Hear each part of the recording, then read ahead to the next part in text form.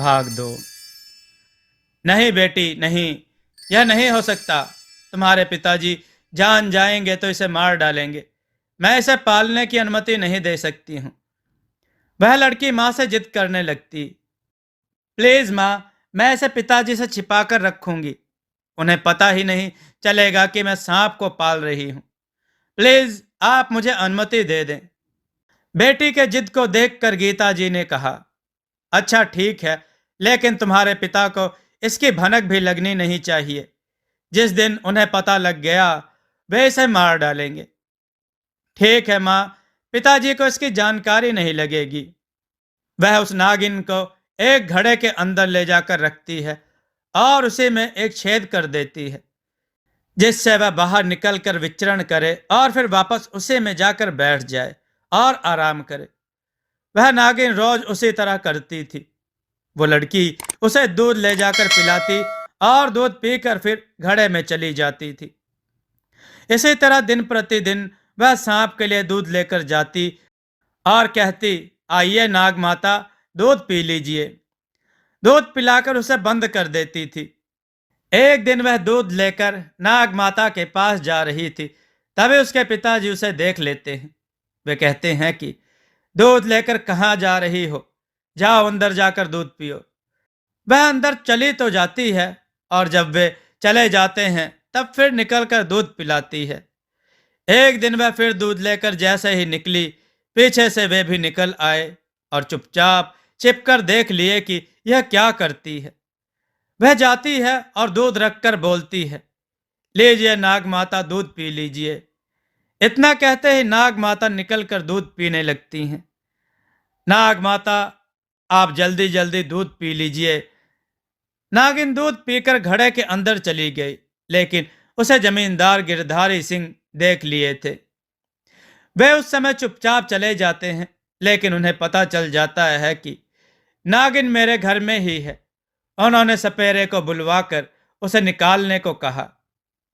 सपेरा आया और बीन बजाना शुरू किया। बीन की आवाज सुनकर नागिन घड़े से निकलकर बाहर निकलकर आ गई और सपेरे के द्वारा पकड़ ली गई। बेचारी गीता जी की बेटी चिल्लाती रही, पिताजी इसे ना निकाले, रहने दीजिए। यह बहुत अच्छी है, मैं इसे दूध पिलाऊंगी, कृपया इसे रहने दीजिए। माँ, पिताजी को समझाइए ना कि यह किसी को कोई नुकसान नहीं पहुंचाएगी। लेकिन गिरधारी सिंह कुछ नहीं सुने और सपेरा उसे पकड़ कर ले गया। ऊपर से निकालने के पैसे भी ज्यादा लिया। उसने कहा, मालिक, यह साधारण सांप नहीं है, यह इच्छाधारी है। सांप को लेकर सपेरा पिटारे में बंद कर रख लिया।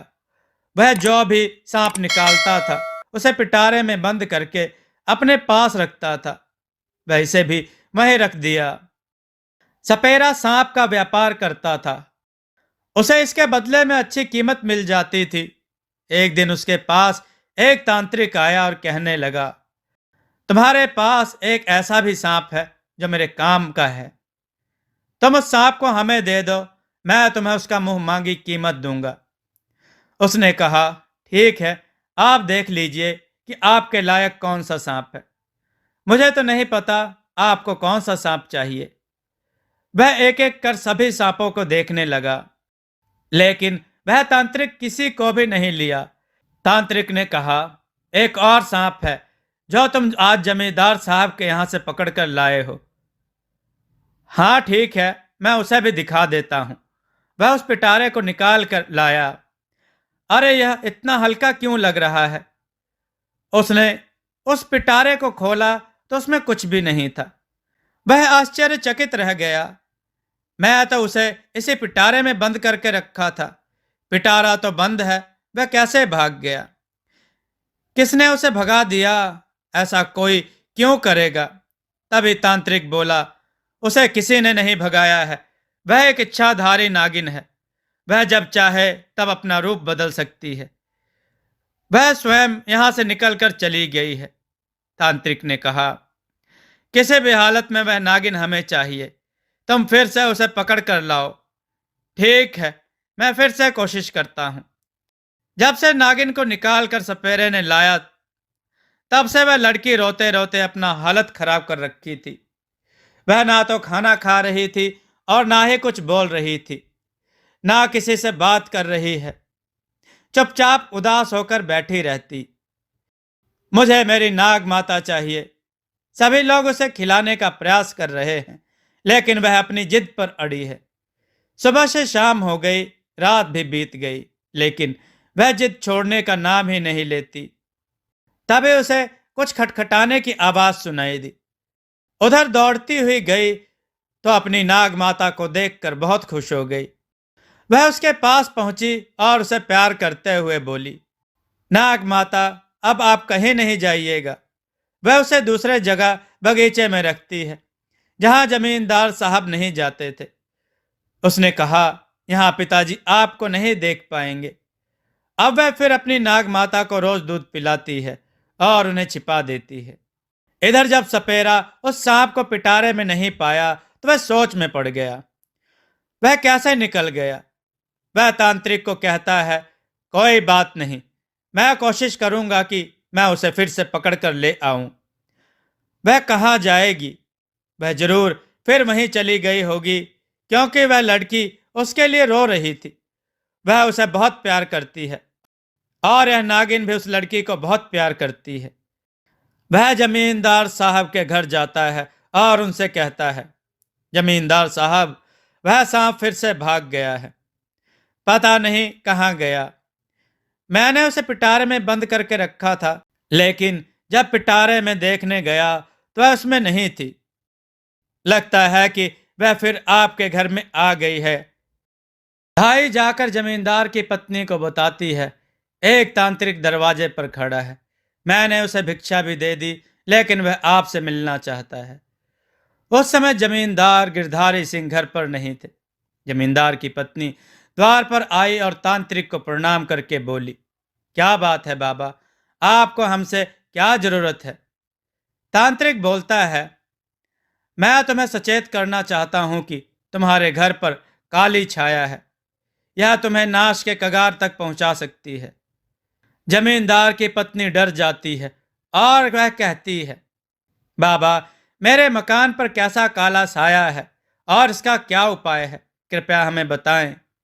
तांत्रिक तो यही चाह रहा था कि किसी तरह डराकर अपना जादू उस पर चला दे।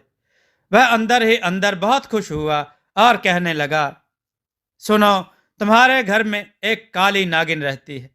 अगर तुम उसे जल्दी अपने घर से नहीं निकालोगी तो वह तुम्हारे पति को काट लेगी, और अगर वह काट लेगी तो बचना मुश्किल है। अब मैं जा रहा हूं, निर्णय तुम्हें लेना है, तुम क्या करोगी?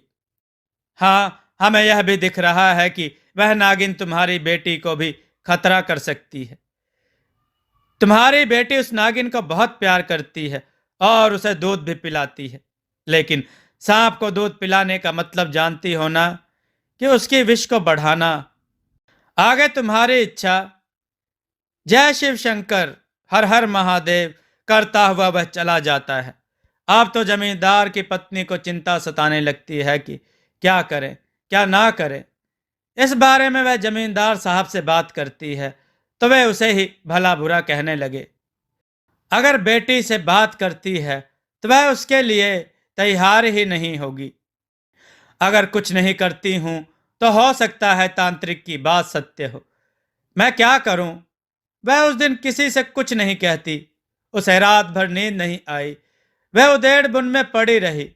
अंत में वह इस निष्कर्ष पर पहुंच जाती है कि मैं नाग माता से ही विनती करूंगी, वे हमारी विनती को अवश्य सुनेंगी। सुबह होते ही वह नहा धोकर बगीचे में पहुंच जाती है और एक तरफ आसन लगा बैठकर नाग माता का आह्वान करती है। उनके आह्वान को सुनकर नाग माता निकलकर उनके पास आती हैं और कहती हैं, क्या बात है, आज तुम सुबह सुबह हमें क्यों याद कर रही हो?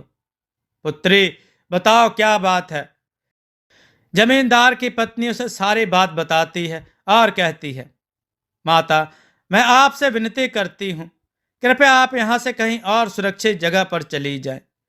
बच्ची को पता नहीं चलनी चाहिए कि मैंने आपसे जाने के लिए विनती की है।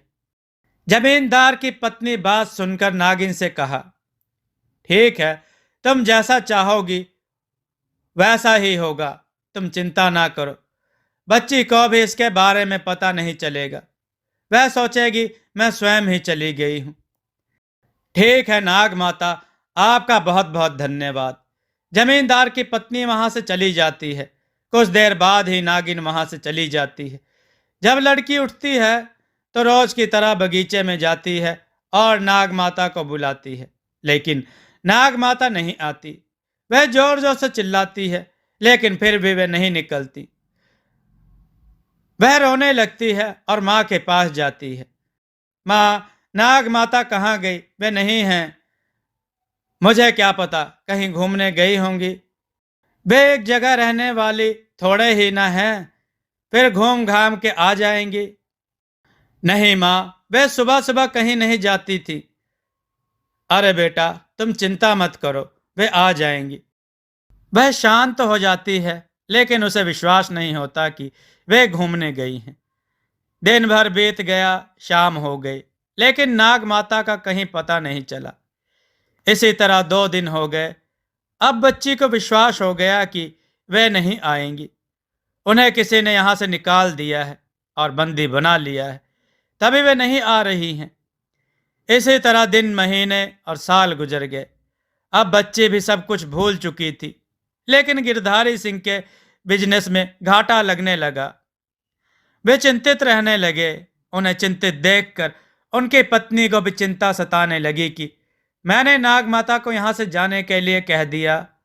जब से नाग माता यहाँ से गई हैं, तभी से ऐसा हो रहा है। जब नाग माता यहाँ रहती थी तो बिजनेस अच्छा चल रहा था।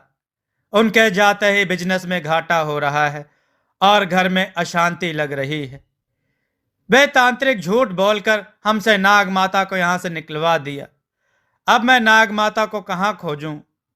नागिन वहां से फिर अपने पुराने जगह जहां वो पहले रहती थी चली जाती है, उसी खेत के पेड़ के पास। लेकिन वह यह नहीं भूली थी कि उसने उस खेत के मालिक को उसमें खेती करने से मना किया था। वह किसान तो इस खेत को जमींदार को दे दिया था। अब जमींदार उस खेत का मालिक था। वह उस खेत में मजदूर को भेजकर उसमें फसल लगवा दिया था। एक दिन जमींदार खेत घूमते हुए उस जगह पहुंचा जहां वह पेड़ था। जब वह वहां जाता है तो एक सांप नजर आता है। वह अपने आदमी को बुलाता है और कहता है, अभी यहां एक सांप दिखा है, देखो तो वह किधर गया। सभी डंडे लेकर सांप को इधर उधर देखने लगे। तभी एक सांप उसे पेड़ के पास जड़ में छिपा दिख गया। आदमियों ने लाठी डंडे से उसे मार डाला और उसे वहीं झाड़ियों में फेंक दिया। सभी लोग अपने अपने घर चले गए। उस समय नागिन वहां पर नहीं थी। जब वह वहां आई और नाग को नहीं पाया तो वह इधर उधर खोजने लगी। बहुत खोजने पर उसे झाड़ियों में पड़ा नाग मृत शरीर मिला। वह उसकी आंखों में झांक कर देखी और गुस्से से लाल हो गई। मैं उसे कभी माफ नहीं कर सकती हूं जिसने मेरे नाग को मारा है। मैं उससे बदला लेकर रहूंगी। उसने सबसे पहले उस जमीन के मालिक जमींदार से बदला लेने के लिए तैयारी शुरू की और ध्यान लगाकर देखा कि वह कहाँ है। उसे तो सब पता चल गया था, क्योंकि वह इच्छाधारी नागिन थी। उसके पास मणि थी। मणि के द्वारा वह नाग को जिंदा भी कर सकती थी, लेकिन पहले वह बदला लेना चाहती थी, इसलिए वह नाग को जिंदा नहीं की। नाग को जिंदा कर देती तो फिर उसका गुस्सा शांत हो जाएगा। वह नाग के शरीर को एक सुरक्षित स्थान पर रखकर पहले उन लोगों की खबर लेने जा रही थी। वह सबसे पहले जमींदार को सबक सिखाना चाहती थी। उसे मारना नहीं, सताना चाहती थी, क्योंकि उसकी बेटी से वह बहुत प्यार करती थी। पशु भी प्यार के भाव को समझते हैं और वह लड़की तो उसको बहुत प्यार करती है कि उसके लिए खाना पीना भी छोड़ दिया था। वह उसे अनाथ नहीं करना चाहती थी, लेकिन जमींदार को सबक जरूरी सिखाना था। वह जमींदार के घर जाती और उसके घर के एक कोठरी जिसमें धन माल खजाना रखा था, उसी में बैठ जाती। जब जमींदार धन निकालने जाएंगे तब उन्हें निकालने से रोक लेगी। भाई की मृत्यु जब सांप के काटने से हुई थी तब से वे भी डरे डरे से रहते थे। वह भेष बदल कर गई थी ताकि उनकी लड़की उसे पहचान ना पाए। नागिन जमींदार के भंडार घर में जाकर बैठ जाती है और जमींदार के आने का इंतजार करती है। लेकिन 2 दिन बीत गए, जमींदार भंडार में नहीं आया। वह नागिन वहां से बाहर निकलती है और इधर उधर देखती है कि जमींदार कहाँ है। उस समय जमींदार अपने आदमियों से विचार विमर्श कर रहे थे। नागिन ने यह कहते भी सुना कि उस खेत में फसल तैयार हो गया है, कल उसे कटवा लो। आदमियों ने कहा कि ठीक है। दूसरे दिन जमींदार और उसके आदमी खेत में फसल काटने जाते हैं। उसमें एक आदमी वह भी रहता है जो नाग को मारा था। नागिन उसे पहचान जाती है और गुस्से से लाल हो जाती है। सभी मजदूर फसल काटने में मशगूल रहते हैं। तभी अचानक उस मजदूर को सांप डस लेती है। अरे भाई, मुझे कुछ काट लिया है, मेरा मन खराब लग रहा है। सभी लोग इधर उधर देखते हैं लेकिन कहीं भी कुछ भी नहीं था। सबने कहा कुछ गड़ गया होगा, इधर उधर तो कुछ भी नहीं है। सबने कहा देखना चाहिए, हो सकता है कहीं छिप गया हो। उस दिन यहीं पर एक सांप मारे थे। कुछ ही देर बाद वह आदमी गिर जाता है और मुंह से गाज फेंकने लगता है। मित्रों, देववाणी चैनल के साथ बने रहें और आगे क्या हुआ कथा को गौर से सुनिएगा। दोस्तों, आपको यह कथा कैसी लगी अपने विचार और सुझाव कमेंट में जरूर दें। हमारी कथाओं को लाइक करें, हमारे चैनल को सब्सक्राइब करना न भूलें। हमारी कथाओं को शेयर जरूर करें जिससे लोगों को अच्छा ज्ञान प्राप्त हो। जय श्री राम भक्तों।